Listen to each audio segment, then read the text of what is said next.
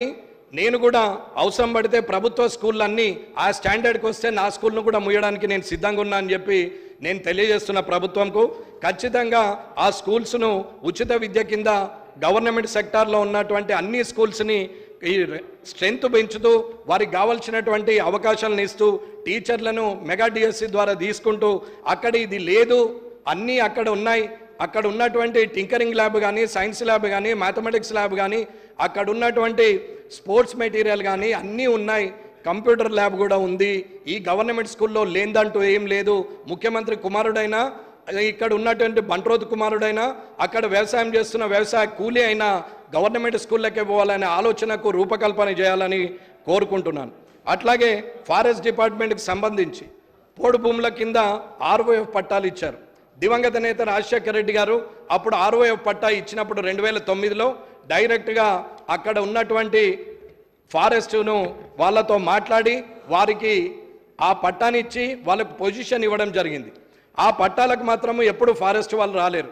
కానీ గౌరవ కేసీఆర్ గారు ఇచ్చిన తర్వాత ఆర్ఓఎఫ్ పట్టాలు ఎలక్షన్ కన్నా ముందు ఇచ్చినప్పుడు దాని డాటా మొత్తము ఫారెస్ట్ డిపార్ట్మెంట్ డాటా మొత్తము ఎక్కడెక్కడ ఎంత ఎంక్రోచ్మెంట్ అయింది, ఎక్కడ ఎన్ని ఎకరాలు ఎంక్రోచ్ చేశారు, ఎన్ని పట్టాలు ఇచ్చారు, ఆ పట్టాలలో ఏండ్ల నుంచి పోడు భూములు కొట్టుకుంటూ వాళ్ళు తాతలు ముత్తాతల నుంచి అక్కడ ఉన్నటువంటిది అంటే 2005 తర్వాత ఎవరైతే నిజంగానే అక్కడనే ఉండి గత 60 సంవత్సరాలుగా ఉండి పోడుగోడు చేసుకుంటున్నటువంటి వ్యక్తులకు ఇవ్వాల్సింది పోయి అక్కడ స్థానికంగా కార్యకర్తలుగా ఉన్నటువంటి వ్యక్తులకు కూడా అవి ఆర్ఓఎఫ్ పట్టాలు ఇవ్వడం జరిగింది. అవన్నిటికి కూడా ఇక్కడ ఆధారాలు ఉన్నాయి. నేను వట్టిగా మాట్లాడితే ఇది అన్ని 33 జిల్లాలకు సంబంధించినటువంటి ఇది ఆధారాలు.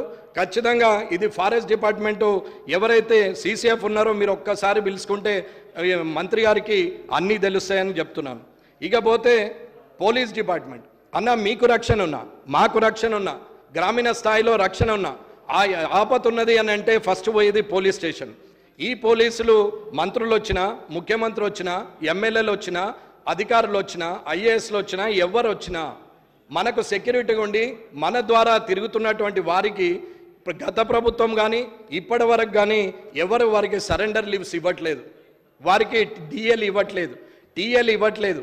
ఇవాళ అసెంబ్లీ భద్రతకు వచ్చినటువంటి పోలీసుకు కూడా వాళ్ళకి ఇవ్వాల్సినటువంటి టీఏడిఎల్ ఇవ్వకుండా మనము వాళ్ళ జేబు నుంచి ఖర్చు పెట్టించి వారి జీతంలో నుంచి ఖర్చు పెట్టించి మనం తిరిగి ఎప్పుడో ఇస్తే తీసుకోవాల్సిన అవసరం లేదు.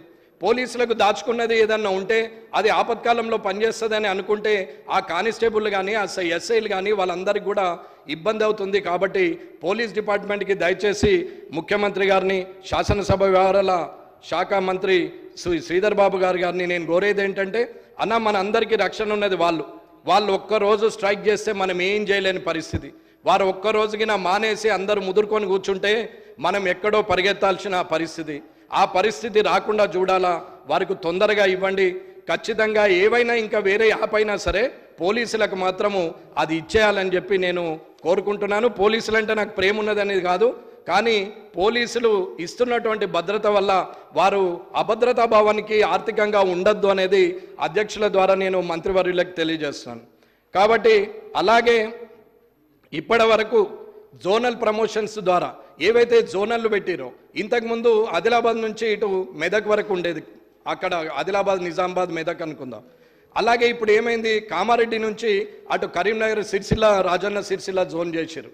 ఈ జోన్ చేయడం వల్ల పోలీసులకు ఏవైతే ప్రమోషన్స్ రావాలనో అవన్నీ తేడా అయిపోయి రావాల్సిన వాళ్ళకి రావలేదు. ఎవరైనా ఒక్కసారి దాన్ని కూడా జోనల్ దాన్ని కూడా రీసెటిల్ చేయాలని కోరుకుంటూ 3170 కానీ జీవో 46 కానీ ఇవన్నీ కూడా ఉద్యోగస్తులకు చాలా ఇబ్బంది ఉంది, చదువుకున్న యువతకు కూడా ఇబ్బంది ఉంది. కాబట్టి మీరు అందరూ కూడా దాన్ని 317ను కూడా ముఖ్యమంత్రి గారు రీసెటిల్ చేస్తామని చెప్పారు. తిరిగి పునరాలోచించి అది కూడా చేయాలని అనుకుంటున్నాం.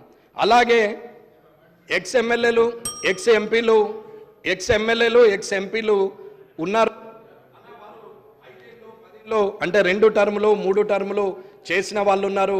1 టర్ము చేసిన వారందరూ కూడా భద్రాచలం కానీ, కొత్తగూడెం కానీ, ఆదిలాబాద్ కానీ, ఆసిఫాబాద్ కానీ అడవి ప్రాంతాలు ఏవైతే ఉన్నాయో వాళ్ళందరిట్లలో కూడా సంచరిస్తూ ఉంటారు. కాబట్టి వాళ్ళందరికీ కూడా గన్మెన్లు తీసేయడం జరిగింది.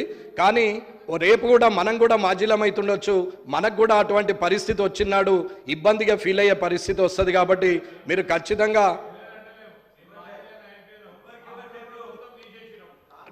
నేను పార్టీల పరంగా చెప్పట్లేదన్న, నేను శాసనసభ్యుల గురించి చెప్తాను. నాకు సమాధానం అన్న, నాకు ఇది ఇవ్వాలి అనేది నేను కోరుతున్నాను ప్రత్యేకంగా.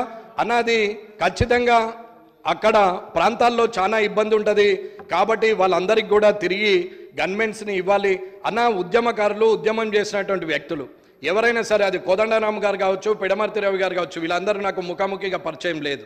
కానీ ఏండ్ల తరబడి 14, 15 సంవత్సరాలు, 20 సంవత్సరాలుగా తెలంగాణ కోసం కొట్లాడినటువంటి వ్యక్తులు రాజకీయ లబ్ధి కోసమని కాకుండా తిరిగినటువంటి అటువంటి వ్యక్తులకు కూడా రేపు పొద్దున ఇబ్బందులు అయ్యే పరిస్థితి ఉంటుంది. కాబట్టి నేను ఉద్యమకారులకు కూడా ఇవ్వమని చెప్తున్నాం తప్ప వారికి ఉన్నటువంటి పరిస్థితులను బట్టి ఒకసారి ప్రభుత్వం పునరాలోచించాలనేది నేను కోరుకుంటున్నాను.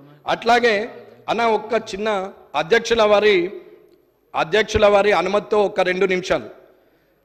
అధ్యక్షుల వారి అట్లాగే ఫారెస్ట్ డిపార్ట్మెంట్లో ఇప్పటి వరకు తెలంగాణ కంపెనీ ఏదైతే ఉందో, జిటాన్ ట్రేడింగ్ కార్పొరేషన్ అని చెప్పి తెలంగాణ కంపెనీ ఉంది.